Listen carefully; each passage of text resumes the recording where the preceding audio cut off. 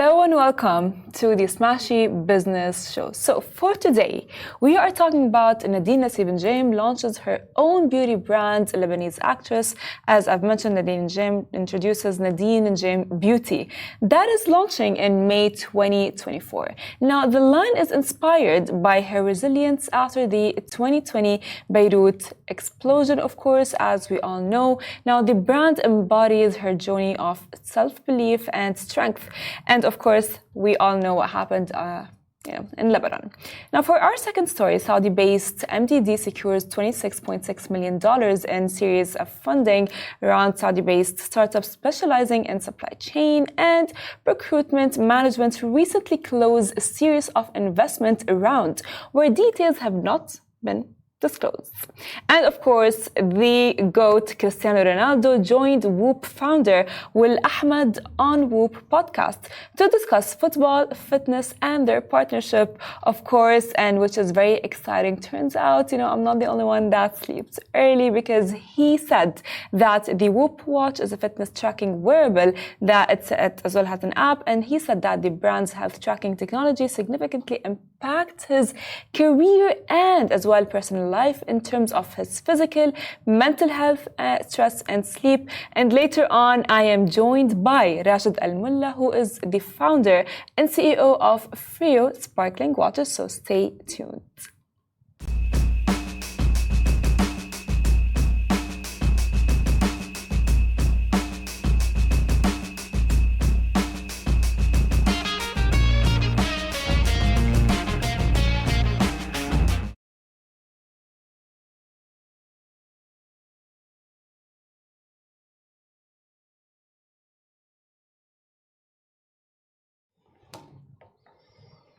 Welcome back to the Smashy Business Show. Joining us is Rashid Al Mulla, founder and CEO of Sparkling Water, which I'm so excited to have. I didn't used to like sparkling water before, but I do now, which is very exciting. Thank you for being here. Thank you for having me, Farah.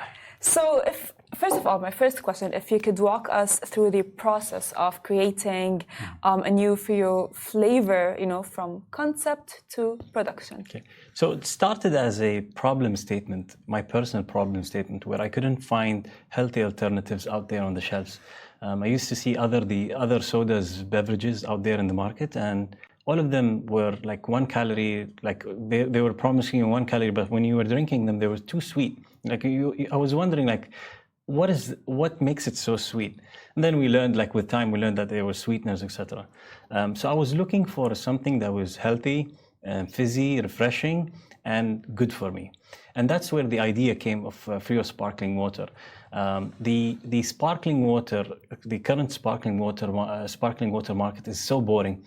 So what we're doing at Frio Sparkling Water, we're making it more fun. We're making it even more lively.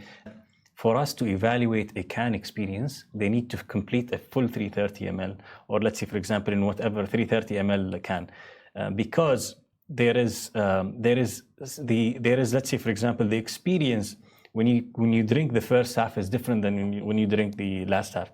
So it's very important that people continue or finish their entire can. So we even monitor that in terms of, like, please finish your can and then give us your feedback. And we try to make it in a very informal presence. It's like gatherings. We did a lot of gatherings. I'm really lucky that I have foreigners and local friends, and I have brothers even in different ages. So we have the youngest brother who's 17 years away from me, and then I have 2 years.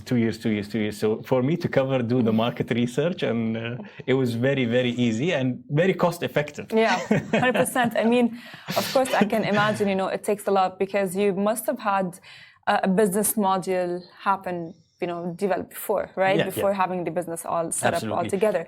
So from a business perspective, would you say that as you launched your business, Frio, did it match the business module that was in your, In my business plan? Yes. Absolutely not. So when we started in December 2019.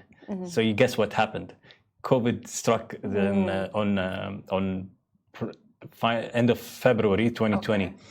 So we had so many delays, and we had rents, and we have so many. I mean, we had challenges, but we overcome our challenges. So there was a lot of things that happened that we weren't expecting, but we managed through because we love what we're doing, and that's what really makes us unique. But in terms of market, the sparkling water market is growing 15% annually. So it's a really promising market, and people out there are looking for the healthy alternatives, and we will create the healthy alternative in every category they want. Wow, I mean, you looked at the market, what it lacks, and then you implemented. We develop better alternatives. So you spoke about challenges. Yeah. If you can walk me through some challenges that you have faced while actually getting your business to life. So one of the biggest challenges we had is COVID. COVID, we were planning to launch in December. We were planning to launch in June 2020, and we launched in March 22. So you can see the issues that we had. China had the lockdown, etc. Most of the factories are located in China, so we had this first barrier, and then the second barrier was the inflation that we had. The high, I mean, I won't say hyperinflation, but the high inflation that we had in 22, where the prices were skyrocketing, especially for businesses that are heavy on inventories like our business. We had a lot of issues with that, say, for example, securing, because the prices were around 40-30% higher than what we anticipated. So that creates a lot of issues in terms of liquidity. And then the third issue is because we exhausted our budgets, we had issues with starting and scaling because we're still trying to prove the concept, and investors are looking at us and like, we are not sure yet. We're not sure yet. You guys are creating something new, and we don't know if you can beat the foreign brands. But I promise you we will. Yes, yeah. So these are. I mean, there's so many challenges, but we see them. I mean, challenges with these, we see them as an exercise. And I have so many whiteboards in my office, and every challenge or every problem is like, hey, let's put them in the whiteboard and try to figure it out. So we have a concept. I mean, we're not a concept, but me and my team, we love figuring out things. We don't want to always figure out things. We want things running smooth. But when things are not going as it's supposed to go, we see it as a challenge, and we overcome it. Well, can you share, I would say, insights into the demographic preferences of Frio's uniqueness and flavor development process, and maybe if there is a future strategy that you have in mind? Sure. In terms of flavors and their strategies, we are moving towards having a personality for each flavor that we have. So the classic is having the creator, the person who's going to create, is someone who starts the business, someone who initiates, let's say, for example, that project. So it's for the creator, and then you have the grapefruit is for the outlaw, so someone who's breaks the rules, not necessarily goes to the jail, but breaks the rule and into the better good. Then you have the even lemon, the hero, which really challenges the status quo, and really he's the hero of change. You have the strawberry, is the social lover who loves the community, connecting, etc. So we're making personalities for each label that we have.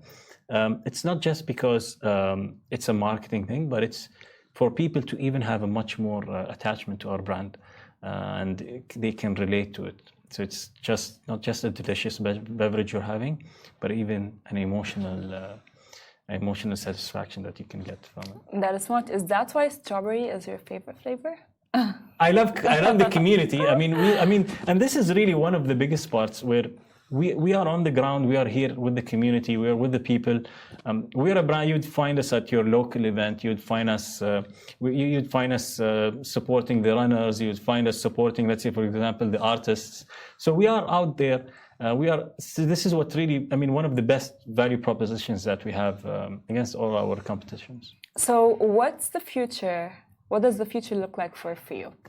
In terms of short-term future, We're planning to launch the glass. Our customers are after us for the glass. We will launch for them the glass bottle. We are planning to really introduce delicious flavors. We've been promising them.